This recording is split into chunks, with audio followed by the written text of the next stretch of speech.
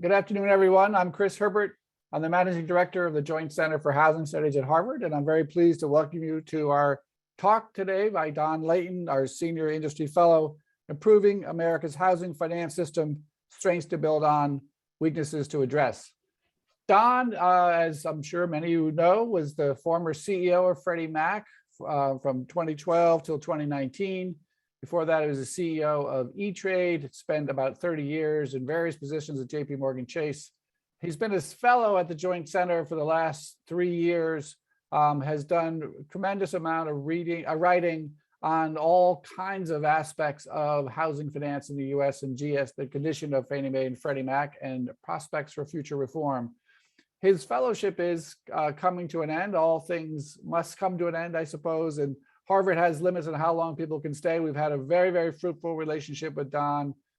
Each year we tally the blog writers who have attracted the biggest audience, and in each of Don's 3 years with us, he has been at the top of the list. So he is certainly insightful. He has been provocative. And tonight is a bit of a valedictory address for him as his last public event as a Senior Industry Fellow of the Joint Center. So we're very pleased to have had a chance for these last 3 years to have this relationship with Don, and pleased to welcome him tonight to share his views on improving America's housing finance system. So Don, welcome, and I'll turn it over to you. Okay. All right, thank you, Chris, and welcome everybody. James, would you put the slides up, please? Thank you.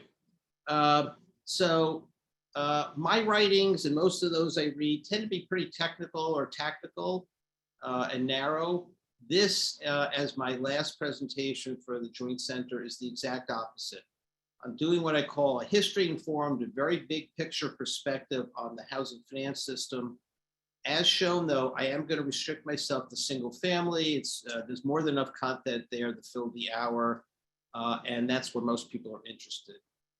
I will assume most people have a good knowledge of housing finance, so I'm not going to talk at the most basic level because I have a lot of content to get through. Slide, please, James. Okay, the American single-family mortgage system. You all should know how immense it is, how incredibly complex it is, how government-dominated it is. Currently only about 70% of all first mortgages in the country. It has this government intervention storied history of policymaking going back to actually the end of Herbert Hoover's presidency. That means it is very heavily politicized, but I have found it quite intriguing, quite helpful to look at this history through the homeownership rate. Slide, please, James, which the Census Bureau has calculated since 1890. Obviously, every 10 years to start with, and now more quarterly, but this is raw data. Context is in the next slide, James, please. So this is my analysis of what you're looking at. The pre-depression era, 1890 to 1930, what I call the transition era, where life changed a lot, and the home ownership rate went from this mid-40s range to the 65% range, and then the modern era, when things have been cycling around 65%. We'll talk about the modern era and the transition era, but I just want to take a good hard look at the pre-depression to make one point. The homeownership rate's very sticky.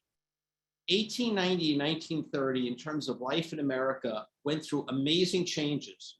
It went from mostly rural to mostly urban. It went from no cars on the road, they hadn't been invented yet, to something like 28 million cars on the road. It went from a few houses with electricity to light bulbs, to houses with phonographs and radios and movie theaters. Tremendous change, and yet the homeownership rate just stuck around 46.5%. Next slide. So this is, after several years, this is my personal policy framework for looking at single-family housing issues. The objective of single-family housing finance policy is to contribute towards the highest sustainable rate of homeownership. This is different than most people have, where they talk about helping homeownership more broadly. I'm focused on the homeownership rate. I do emphasize the word sustainable. We know from 2006, 7, and 5 that people getting into houses they can't afford does not work well and does not help anybody. And I put the word contribute towards because the homeownership rate does not just reflect housing finance policy. It reflects fundamentals of income in the country, income inequality, wealth distribution, and things like that, which actually I think are very big issues. The implementation of this policy comes in two main policy levers historically: designing the financial system to be good for mortgages, which we'll talk about, and government subsidies and cross-subsidies and mandates that are put in. Similarly, we'll talk about. Two guardrails to constrain it: the homeownership must be sustainable, and we'll talk about that a little bit when we talk about access to credit, and the institutions that provide the mortgages have to be safe and sound. Safe and sound, as you all know, is a regulatory term that means can mean a lot of things. In my context of this presentation, it means that when market stresses happen, those FIs that provide mortgages don't collapse and make it all worse. Slide, please. Okay, I'm going to examine 5 issues, topics about all of this, where my focus is on what strengths are there and how should we build on them, and what weaknesses there are and how to start addressing it. It's the classic, let's talk about the American mortgage, the 30-year fixed rate with all the trimmings. Let's talk about the safety and soundness of the mortgage providing FIs. Let's talk about access to single-family credit. Let's talk about all those government subsidies and cross-subsidies and mandate programs at a very high level. And let's talk about the politicization of it all. Next slide. Okay, I'm now going to focus on this transition era. When you look at this, the homeownership rate first, of course, dropped in the Depression and then zoomed up through 1970 to get to 65%. This is the epitome of great policy making, is the issue people believe. This was an unbelievable accomplishment, kind of everyone's nirvana they hold out for how it all worked well. Next slide, please. So this was this singular and extraordinary success, but why did it happen? What caused it? Now, I've run into a lot of people who have, I think, a bit of siloitis in housing finance. They look at what is absolutely an important issue, that there was this no master plan, ad hoc actions over many years, starting in 1933 under Hoover, working for decades, that took us and created this borrower-friendly, very borrower-friendly American mortgage. Pre-Depression, the banking system, the finance system was terrible at providing mortgages. Typical mortgage then was fixed rate. The LTV was 50%, maybe a little more, and a 5 to 10 year term, no amortization. It was a bullet. If you had to refinance in your 5 to 10 year and the term is up and you were in economic trouble or your banks were having a tough time, you could lose your house. Today, we have what is the most borrower-friendly mortgage system in the world. 30-year term, fixed rate, fully self-amortizing. You never face an increase in your monthly payments. Non-recourse, doesn't put at risk your other assets, retirement savings. LTV 80% or a lot higher. I think the average for the first-time home buyer is 90% or even more. Freely prepayable at any time, which is a giant risk issue, and even has rate lockability for a few months for a purchase. Great thing, everything else being equal, more people can afford a mortgage. But that's not the whole story. Next slide, please. There were 2 other major factors that all contributed, and I don't make any pretense of giving weights, they all came together. During this period after World War II was an explosion, a never before seen explosion in the growth of real family income, real meaning after inflation. For a quarter century, you had 3.9% compounded real GDP growth for a quarter century. You may recall before the pandemic, they were arguing on secular stagnation, whether it could ever get to 2% again. Average family income tripled from 1940 to 65 and increased more in 10 years, 45 to 55, than in the previous 50. Of course, the Depression was in it. The middle class share of the population, they're all different definitions, but they all roughly doubled versus the roaring 20s. And this prosperity was very strongly shared. The Depression leveled incomes, and it was retained through this period. this was an extraordinary accomplishment. Why did it happen? Part of it was the unprecedented human capital investment through millions of people in military service in World War II and the following GI Bill, a successful recovery from a very depression years, and the fact that America had a tremendous international economic domination post-World War II for a while, as the industrial plant and almost all the rest of the developed world had been destroyed by the war. And even this wasn't the full story. Slide, please. We had the invention of the modern low-cost commuter suburb. Everyone attributes it to 1947 Levittown. There was a mass relocation of people out of cities. 10% of the entire American population moved to the suburbs in the 1950s for a better life. Why? They escaped from dirty, hot, and rental-centric cities of the time. I must remind people what life was like back then. Dirty, there were coal-fired power plants in major cities. You have an inch of ash on your windowsill sometimes. Hot, people would sleep on rooftops and fire escapes because air conditioning did not become common for a typical family until well into the 1960s.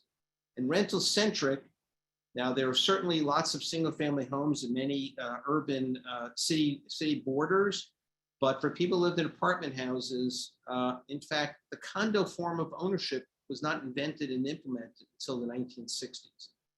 So people just wanted that golden life in the suburbs with a backyard, a new home they could own, and a cleaner, and they went for it.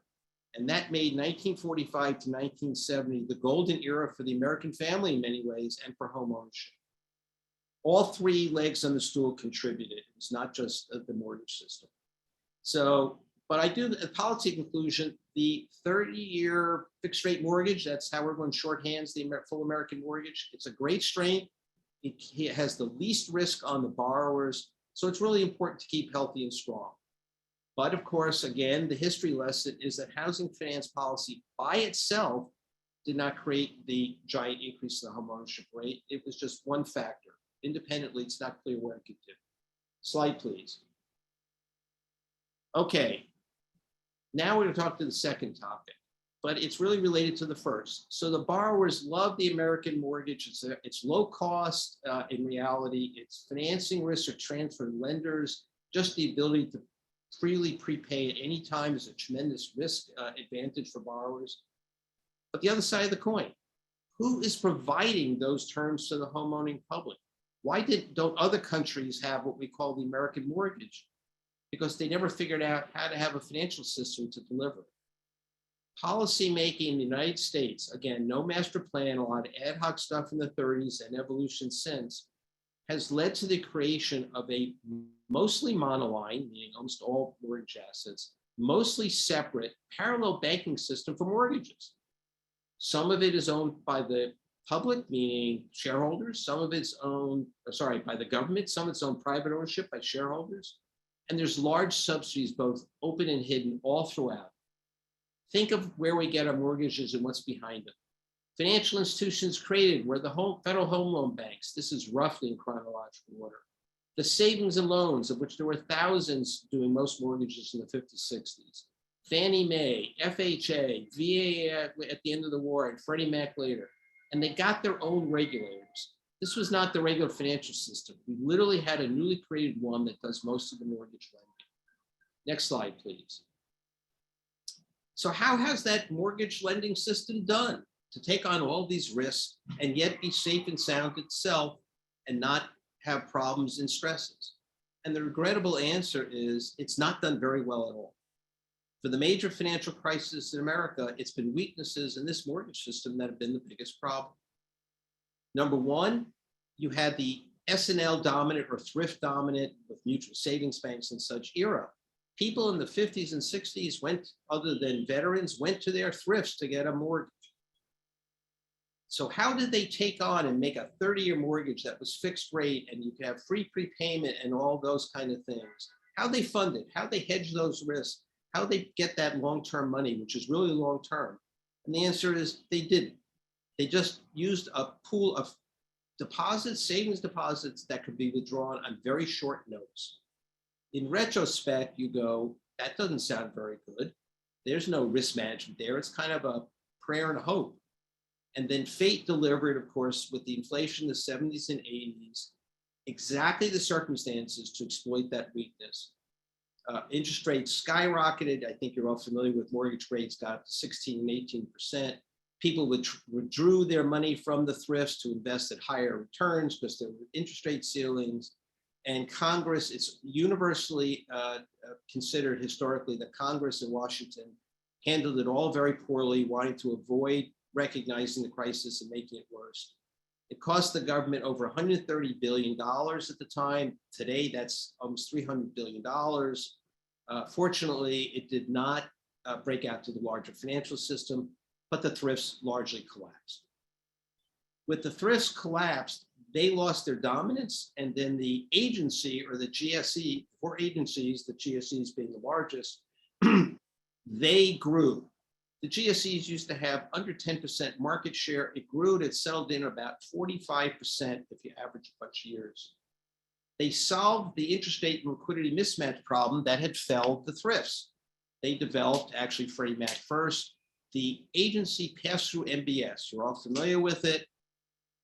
Broadly scattered, diversified, large institutional investors own mortgage-backed securities. If there's prepayment, if rates go up, it doesn't affect the agencies, the GSEs. They just pass the risk through to the investors who take it. But as you know, they only wanted the interest rate risk to be able to hedge it and sell the instruments with high liquidity. The instruments couldn't have credit risk. They had to be alternatives in some ways to treasuries. And so they had to be guaranteed. And for FHA and VA, it's a straight government guarantee. And for the GSEs guaranteed it with their backing of the government, the old implied guarantee. It's great, except what it did was concentrate trillions of dollars of mortgage credit risk into the 2 GSEs, which were undercapitalized. And then fate again delivered exactly the same set of circumstances to cause this problem. The mortgage bubble collapsed in 2007 and 8, resulted in massive losses for the GSEs and other monoline mortgage lenders like the remaining S&Ls or the mortgage insurers, and the GSEs ended up in conservatorship. By the way, we almost had a third one in the pandemic where widespread forbearance exploited a loop. Turned out it's a problem and a loophole where terms buried deep in how non-bank servicing works, and you almost had non-bank servicers collapsing. It's too complicated to explain in our time frame, but we kind of had a near miss there. Next slide, please. That history is not obviously very good. So what happened? What was done to improve things? Congress lost confidence in the regulators that ran all this. And they constantly keep retrying new regulators that hopefully would have improved abilities to keep the system safe and sound. Gone are the Federal Home Loan Bank Board, the years that lived for the years show. Gone is FSLIC, the Federal Savings, the Savings and Loan Equivalent FDIC. OFEO, which regulated the GSEs at one point, Office of Federal Housing Enterprise Oversight. OTS, which Office of Thrift Supervision, I'll show in a minute. And eventually, I mean, they kept changing them, but things didn't get better, really. And then the latest attempt after 2008 was a split strategy. Create a new regulator, the FHFA, which as with stronger independence than ever done before, although recent court decisions make that questionable. And the rest throw into the mainstream banking regulators. So the OTS, which regulated the thrifts, Office of Thrift Supervision, got folded into the mainstream OCC, which regulates national banks, and totally merged in by 2011, and it's gone then. That was one set of things. The other thing that addressed the weakness is the GSEs developed in conservatorship with the FHFA, credit risk transfer, starting in 2013. Like the pass-through mortgage-backed security, it takes most of the credit risk and passes it through diversified investors at reasonable cost, de-risking the GSEs so they don't have such a systemic large concentration of risk. Unfortunately, it's not fully implemented yet. It could have been very close by now. Disruption by economic interest groups and political interest groups got in the way, especially 2019 to 2021, when Fannie Mae literally stopped doing them. I was surprised that because of the systemic risk that the Federal Reserve, or FSOC, the Financial Stability Oversight Council, never kind of came down and pushed to have us do this as fast as possible. They were totally MIA. I'm not quite sure why. And the third thing is the GSEs retaining capital, which was run down in the conservatorship starting in 2019, and they're building it up. Next slide, please. So where are we on all this? Well, the American mortgage is great, but we still haven't finished creating a properly safe and sound system of financial institutions that after 75 years, 2 major financial collapses and almost a third with the non-bank servicers, there's still work to be done. It's a weakness to address. We have to finish CRT implementation fully. It's back on again under the current leadership of the FHFA. We have to get going and finish GSE recapitalization so they're safe and sound. We should reestablish full independence of the FHFA at some point, which lost it through a court decision, and that forbearance non-bank servicer problem still is sitting out there to be addressed. Slide, please. Now, we're going to go to the third topic, access to credit. This, of course, is a perennial. While I'm talking, I'd like everybody to read the quote here from Sandra Thompson, who's the acting director of the FHFA and almost through the process of becoming the permanent director. Access to credit is one of those things where if you ask somebody who's on the left politically, they tell you it's not good enough, and on the right, they'll tell you it's the government, it's too loose, and they will never meet them. But Sandra has the basic notion in her last sentence. As a regulator, I know what expanding access to credit looks like, and I know what irresponsible lending looks like. Irresponsible lending is not an expansion of access to credit. It requires judgment to figure out the difference. And that's what we're going to talk about here for a minute. Next slide, please.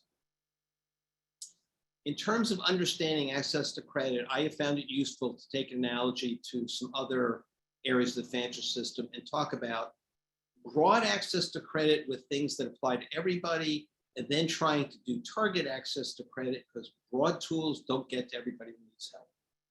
So does our financial system deliver good broad access to credit? And I say the answer is absolutely yes. And it rests upon that architecture of financial institutions created during the transition era with some extra development since. And that architecture largely amounts to 3 categories of borrowers by kind of wealth. If you're above the conforming loan limit, you're considered rich. You go to the private sector and get your money. Banks, of course, do provide most of this. People argue that deposit insurance is a subsidy to them. Generally, it's not mortgage specific. But even then, a mortgage specific subsidy is available that the home loan banks provide subsidized funding to banks to carry mortgages. So there's a little subsidy hidden behind the scenes. Then for the broad swath of homeowners, the GSEs are set up and subsidized. We all know they get government support, don't pay for it, as well as other things, to provide credit to the broad middle and working class at good rates and pretty expansive credit box. The result is 45% of GSE loans are first-time home buyers. That's a high percentage. There's no one saying that's a low percentage. And then the structure has at the bottom end, the FHA, I'm going to leave VA out because of its special category as being veterans benefits. FHA is meant to be that bottom end, that bottom 5 to 10% of borrowers who need with more subsidy, such as no return on capital requirement and such, they can get a mortgage on a responsible basis. And it was set up to, and it's now serving those marginal credit borrowers. 90% of them are first-time home buyers. Of course, behind all this is an easy LTV of 80% and higher being standard. First-timers, again, about 90%. And the 4 agencies, even before the pandemic, were running about 70% market share. There's no one who can really argue this is not strong, broad, good access to credit provided by government intervention. Next slide, please. But take a look at the modern era. Everything I talked about was developed largely in the transition era. The modern era, we're at 65% mortgage rate. In the last quarter available is like 65.4%, and way back in the beginning of 1970, it was like 64.5%. It did climb to there at the beginning of the bubble about 69%. People were clapping and applauding that. Unfortunately, as we found out, it was not sustainable. It was based upon bubble type lending and mentality, and collapsed with a lot of pain. Next slide, please. So what was behind that? In reality, the modern era policy focus is not about creating new financial institutions like the transition era. It's about targeted programs. The most well-known, there are loads of them, the Community Reinvestment Act, CRA, 1977, specifically aimed at geographies that have been redlined. I should mention, of course, CRA is not just about single-family mortgages, but everyone hoped a big part of it would be. If you sit and look at it, though, it's an unfunded mandate. Congress passed legislation, no cash. Then in 1993, they came up with the GSE affordable goals, meant to be a major push again to help people get more mortgage, more homeownership rate, get it higher. Started in 1993. People may not know, it kind of got very non-credible with ridiculous numbers, and it became almost embarrassment, and Congress did a major revision in 2009, so it's more credible now. But again, it's an unfunded mandate. There's nothing wrong with unfunded mandates in a way, but the question is this a strong policy response or not? And the answer is unfunded mandates are not as strong a policy response as funded ones. It's also indirect. The GSEs, of course, are secondary lenders, not primary. They can't go into the community and lend directly. So to reach these goals, they have to do a lot of stuff working with others, and it kind of can work, but it's not the strongest policy response. And one odd issue is, well, if the GSE gets all these loans on a special basis, how many of them would have been made anyway by the FHA? I'm not aware of studies on this, but I have some people who are knowledgeable about it and think the share is pretty high. Then they had GSE duty to serve in 2008. It really didn't get implemented in 2017. Again, an unfunded mandate and indirect. And I'll mention, away from the federal government, the overwhelmingly state and local, 2,500 approximately down payment assistance programs. They're almost all based on ultra-high loan-to-value ratios. All these things have been done and more, and nevertheless, the homeownership rate is unchanged after half a century, and racial gaps are a little better in some cases and not in most. So the question is, does the financial system, the mortgage financing system, deliver good targeted access to credit? And the evidence says not much, not for lack of trying, but not much. Slide, please. So how to explain this? I wish there was more focus on this to learn what does and doesn't work. There's no generally agreed upon answer, but with the heavy politicization, you get the predictable answers. On the left, the focus is they just need to be bigger programs, that the rate would have gone down without them and such. On the right, you get that these programs were not well done, that they mainly push house prices up and things like that. By the way, I find some truth in everything both sides say, but not as extremely as said. But note the size of the challenge. There are almost, this is what I want to add to it, there are almost 130 million families, households in America. To increase the homeownership rate 1% is about 1.3 million families. If you want to be noticeable and get out of the wiggles around 65%, you got to be looking at a 3 or 4% increase. You're talking about 4, 5, 6 million families. That's a lot. So these programs, as my conclusion, have not been effective at what I call the macro level. They may very well have been effective at a sub-macro level, helping 300,000 families or 500,000 families, but not the macro level, such as the success from out of World War II to 1970. Why? I think it is poor design. I think the too reliant on unfunded mandates, funding would make things more effective. The how is often, secondary players, how is often indirect. More orientation toward, too much orientation towards ultra high LTVs, which create sustainable ownership issues. and not enough formal focus on first-time home buyers and what is now known as FGHBs, first-generation home buyers, to focus even more on the people who really need the help. Obviously, first-generation home buyers is also very intensive of minority families. And the whole optic-centric diversion of volume from FHA to GSE, so it looks like something's being done, but it's not. And what you see is the big on-budget subsidies, everyone's favorite being the doubly regressive mortgage interest deduction, help home ownership rather than helping the home ownership rate.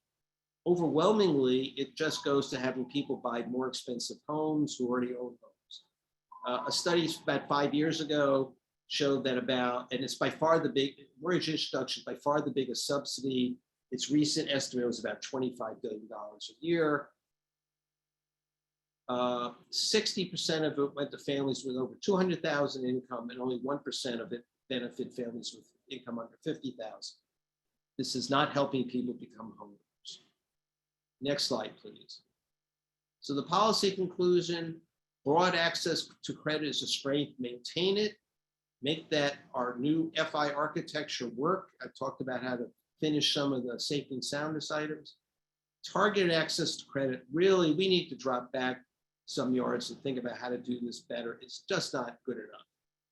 The direction I would have would be less unfunded mandates, more direct funding, less ultra high LTV concepts, more cash going to first-time home buyers or first-generation home buyers with a median income and median house price orientation, less indirect mechanisms versus the GSEs, the secondary lenders, and more direct cash to the homeowners. I'll talk about one of those in a little bit. And significantly redirect today's large subsidies, which are the mortgage interest deduction, and I haven't talked about it yet, the cross-subsidies in the GSEs, which is worth several $1 billion a year. I'll talk about the actions because they overlap a different topic later, be it that soon. By definition, aiming these things at first-generation home buyers, median income families, all these programs would absolutely disproportionately benefit minority racial homeownership gaps, which of course are terrible and haven't done much in many years. Next slide, please. Government subsidies, cross-subsidies, and mandates. I have a table here, just waft over it while I talk. The first three activities listed on the left are the core operations of the GSE, the FHA, and the home loan banks. Then some specific programs I've mentioned, CRA or cross-subsidies, GSEs. I've tried to rate them, my personal opinion, nothing more than that. How effective are they at helping the home ownership rate, not people buying larger homes? How efficient are they in actually getting the money to people they intended to get it to? And how transparent are they? When you add it up and you sit back and objectively look at these, this is not policy making at its best. These are pretty mediocre programs. Look at it all. The mortgage interest deduction shown near the bottom has very poor effectiveness because it doesn't help the home ownership rate. Very decent efficiency. It gets the money that people intends, but they're existing homeowners. And then you have this issue, which is behind the scenes. If you provide subsidies to housing, how much of it does it impact house prices going up, and how much does it impact the home ownership rate going up? Anyone with understanding of basic supply demand curves know it'll be some of both, but in the politicization, the left assumes it goes all to home ownership rate, and the right assumes it goes almost all to house price increases. And of course, we have this issue of FHA volume switching to the GSEs. Next slide, please. So basically, my conclusion is this isn't the greatest set of programs. It should be really looked at to improve it. The mortgage interest deduction really needs revision. The transition era programs do a decent job. They need to be more transparent. And the modern era targeted programs just aren't as effective as we really need them to be. Naturally, of course, each program has its defenders and supporters. As I said, they may be very effective at the sub-macro level, but together they're not cutting it at the macro level. It's clear all this could be done better, but the politics makes it really hard. Given all that, I think there are a few limited things that could be done. Next slide. You got to safety and soundness, do the proper capitalization of the GSEs, have the GSEs and home loan banks pay for their government support for transparency, no more free hidden guarantee benefits. The mortgage interest deduction is the big one. Take what I call a political big swing at the bleachers to make it a graduate or simple tax credit to reduce its doubly regressive impact. Wealthier people have bigger mortgages, more to deduct, and the marginal tax rate that shelters it is higher. The GSE's housing goals and cross subsidies refocus away from ultra high LTV and towards first-time home buyers and first-generation home buyers and median income range level houses and families. And I'm a big proponent of what was the Biden campaign original style down payment assistance program, where money would go directly to the qualifying homeowners. It was sizable cash, not $1,000 or $2,000. It needed a lot of fleshing out. Now it got developed through through Congress with the Build Back Better bill, and they did some good work, but they also made it pretty partisan with various features that were very Democratic Party centric. I would love for this to come back and hope that it could be done on a bipartisan basis when the single party effort kind of is faded a little bit. These can help a lot and will directly, but only partially reduce the racial home ownership gaps. Again, I think those gaps need income changes more than they need housing finance changes. Next slide, please. Get near the end. Level of politicization, just 5 quick observations. Obviously, political potency is super high. Housing is in every district, every state, every congressman, woman, everybody's in on the action. One thing, observation number 2 is what I have here is the unholy alliance. That's a phrase used by a senior Obama administration official to me when I arrived in Washington. It's really more of a strange bedfellows kind of comment. Progressives and traditional Democrats are very favorable to housing subsidies and homeownership subsidies and broader credit box. Conservatives, Republicans normally would not be, and the libertarians, the more extreme right, absolutely is adamant. But the more traditional Republicans, their votes get broken up because of lobbying by business lobbying people in the real estate industry, home builders, realtors, and on and on. So that vote gets split, and that creates a majority that's been very favorable to housing and housing subsidies over many years. It is what it is. It's just an observation why it's so political. Next. Helping home ownership versus the home ownership rate. I've mentioned this. Remember that the industry players, the home builders, realtors, and everyone, they make more money based upon the dollar value of homes. $1 million homes is 4 times as much revenue to them roughly as a $250,000 home. That's one of the reasons why in this unholy alliance, the push has been towards helping home ownership broadly, with lots of the money in the on-budget subsidies going to people who are already homeowners. Very regrettable. Observation number 4 is the people trying to influence housing policy in Washington is immense. I think everyone knows it. Industry associations all over the place, advocacy organizations, advocacy-centric think tanks, just everybody's in it. It's a very well-covered topic. The result I have found is that in ordinary times, politics and lobbying for mission, i.e. more subsidies, wider credit box, is dominant. And safety and soundness is treated very secondary. In a time of crisis, all of a sudden Congress and everyone gets back to safety and soundness, and then times go good and it gets behind. And that's one of the reasons why we've had safety and soundness problems in the housing finance system for 50 years now. Next slide, please. So it'd be great to reduce the politicization. The FHFA should be as strongly independent as possible with a commission or board, or maybe connected to the independent Fed in some fashion. I think the GSE charters and the FHA legislation specifically should be revised to say their target is a sustainable home ownership rate, not just broadly helping home ownership. I'd love to see subsidies more transparent so people can't hide behind them. And as long as the FHFA running the GSEs is now under administration control with the court decision last year, I'd love to see better coordination alignment between them and the FHA and VA so programs can be cleanly done and not be duplicative and compete with each other. Next slide, right at the end. So I think the housing finance system has great strengths, a range of very notable weaknesses. The strengths to keep and build upon are the American mortgage and broad access to credit. The weaknesses to address, if you can get through the politics, completion of safety and soundness for mortgage granting MIs, a reimagining of the target access to credit. We should be able to do better.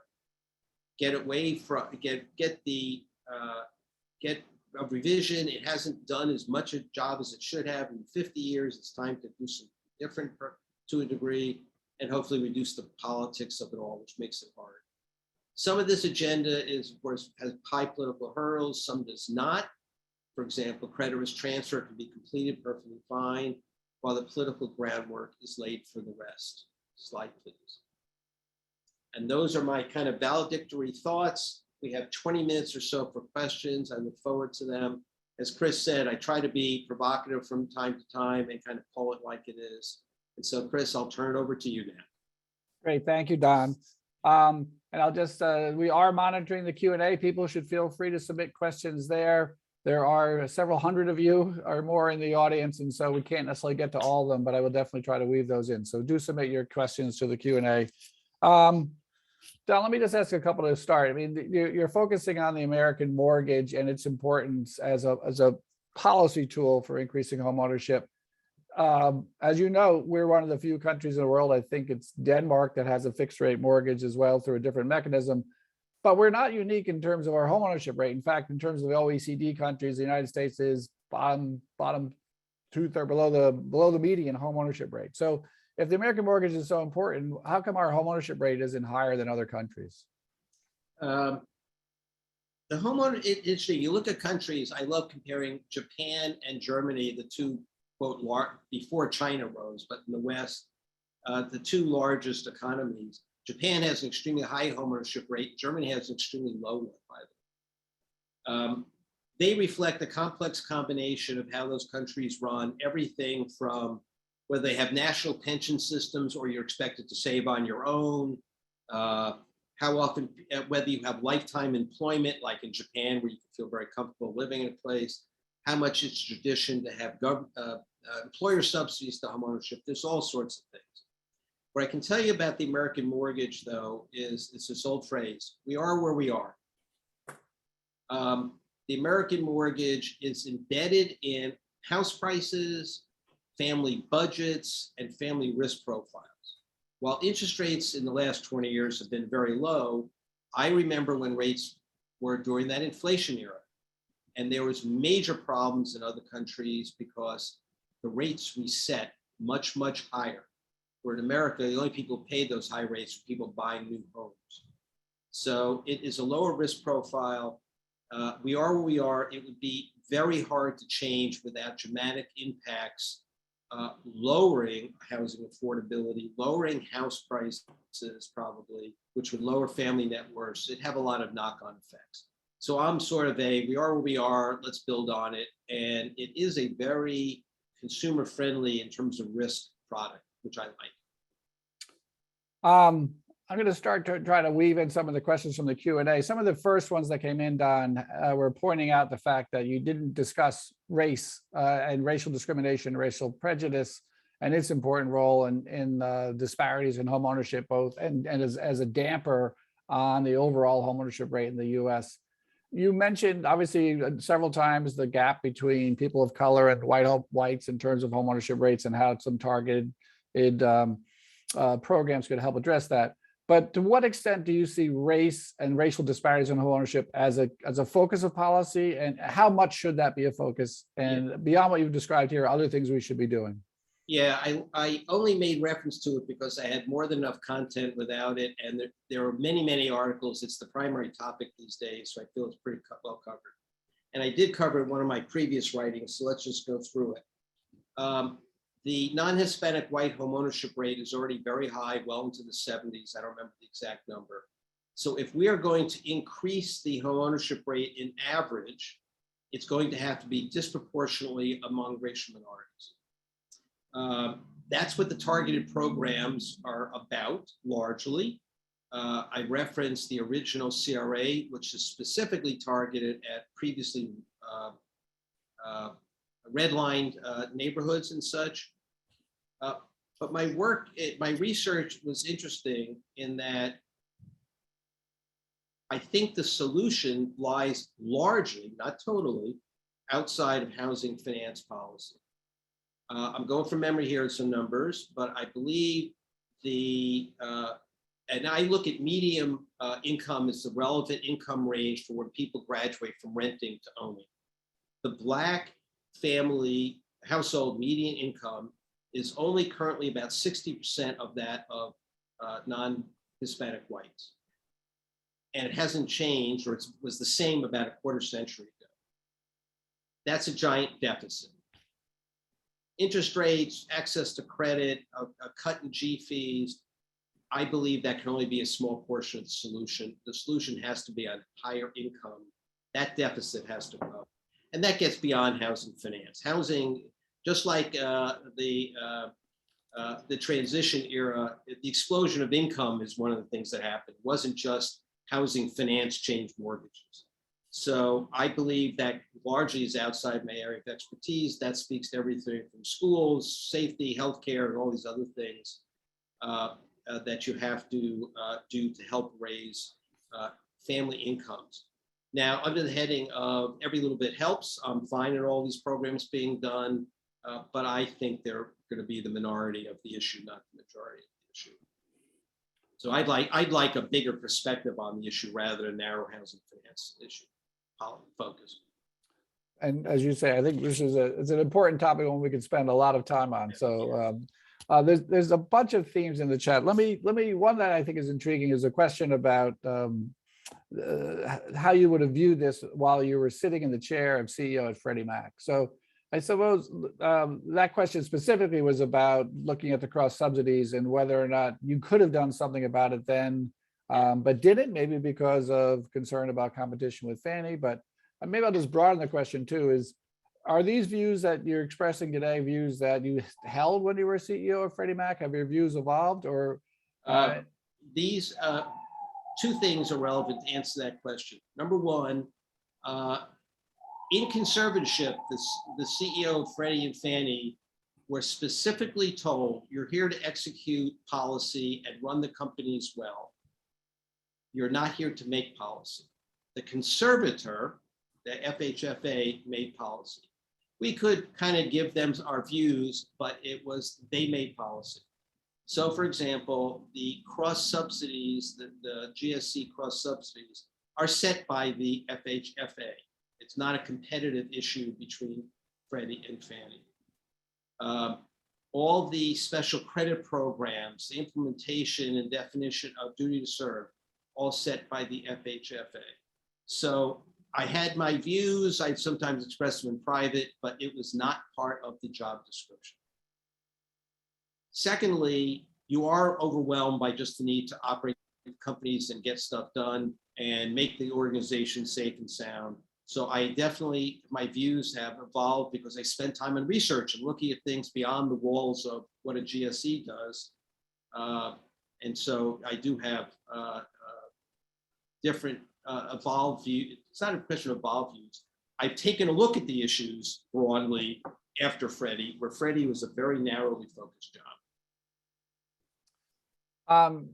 Don, one of the questions that came in is one that actually you and I were chatting about, which is that you're talking about the importance of improving the homeownership rate as a policy goal.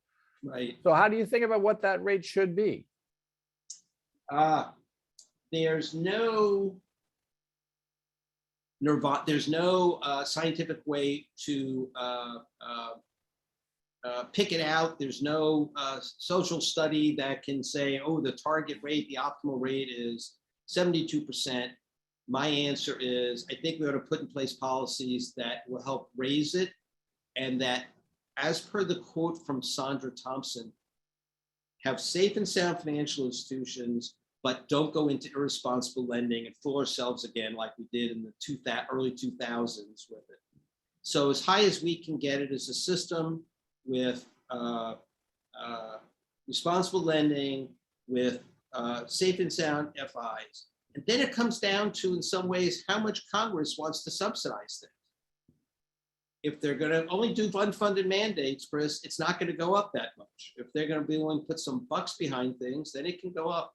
I think if Congress put a lot of money behind it, I think it can go to somewhere between 70 and 75%. That'd be my gut feel.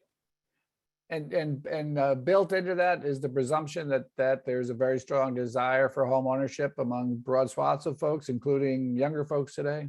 Yeah, you have this home ownership is, with some people overstate it, is a fundamental part of the American dream. Most people go with it, not all. Some people's jobs keep relocating, they can't really do it. And people like the idea of having home ownership.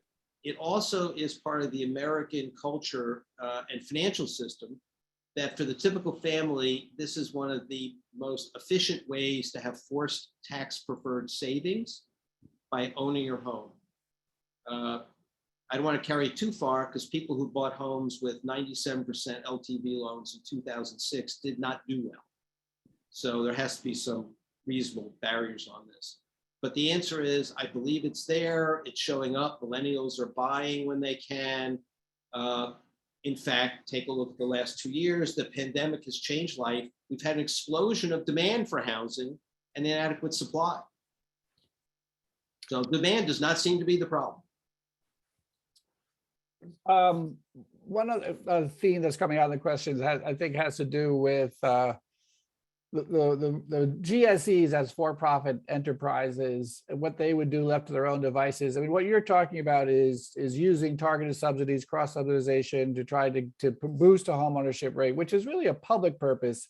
Right. How, and you were the CEO, I'm sure you chafed under the conservatorship of the regulator, but as you view this, how much of does the public sector through the FHFA or other means have to push on the private sector, particularly the GSEs, to accomplish this, and how much would they do on their own? Okay. First of all, the GSEs are hybrids. They are part government agency and part private owned company. That makes them very unusual. So there's not a lot of models you can look at. Let's start with pure private sector companies. Private sector companies should not be, pure private sector companies should not be regarded as core public policy is going to be reached by their voluntary efforts. I mean, I'm sorry, it's just the profit motive, the shareholder maximization, taxed by activist shareholders. It just doesn't allow it. You have to put requirements on them. They can be channels, funded or unfunded. For example, in multifamily housing, something different. LIHTC has been a great way to organize the private sector to develop affordable housing, as an example. I'm a proponent of the GSEs going forward being public utility type models, which I think allows something away from pure private sector ownership to have a public purpose. That pricing could still stay under the, that means pricing is still under the purview of the regulator or the center of the prices. And that probably would be the most effective way to use the GSEs to channel benefits, but not expect them just voluntarily to come up with them on their own, especially if they're competing with each other. I don't think that fits. I think you need the government as the price setter. We're coming down to the last few minutes. I got a few questions here that are kind of a little bit off the topic, perhaps, of your talk, but since this is our last chance to get the Don Layton's perspective, a few kind of current topics. So one of them is the Biden administration's announcement a week or so ago about things that they want to push to expand supply of housing.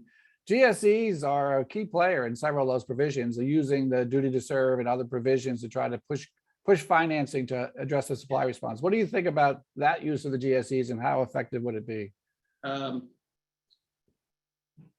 The program announced was, I'd say most analysts that I saw characterized the program, I mean independent analysts, not people who are part of the political sphere, characterized the program as a series of technical limited things that maybe would have a significant impact. And they particularly picked on those that required legislation, the low likelihood of getting that legislation. The things that they have the GSEs do are fine. Most of them fit into their duty to serve plans anyhow. But the GSEs fundamentally are not supply or side organizations. They're demand side organizations. So I'd say the impact they will have would be more modest than, would be more small on side than the larger side.